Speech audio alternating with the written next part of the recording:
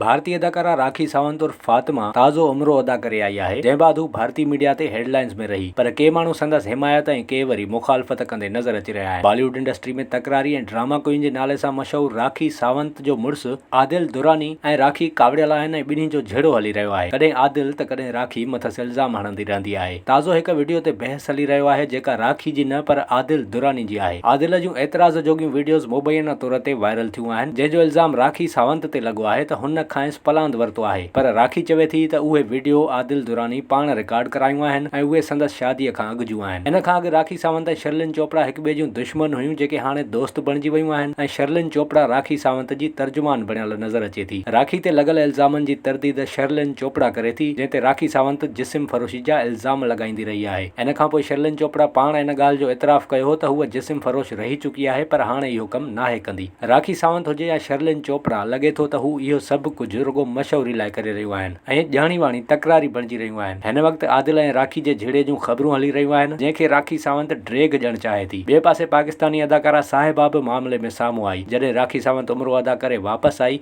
त मुबैना तौर ते पाकिस्तानी अदाकारा साहिबा रेम्बो संदसि हिमायत कई ऐं चयो त इहो बहितर आहे त राखी सावंत हाणे तब्दील थी रही आहे। यादि रहे त अदाकारा गौहर ख़ान राखी जे उमिरो करण ते रद्दअमल ॾिनो हो त बुरको पाइण सां केरु मुस्लमान नाहे थींदो। अहिड़नि ड्रामेबाज़नि खे मुक़दस जायुनि ते ड्रामो करण लाइ न छॾणु घुरिजे। सऊदी हुकूमत इन्हनि ख़िलाफ़ कार्रवाई करे।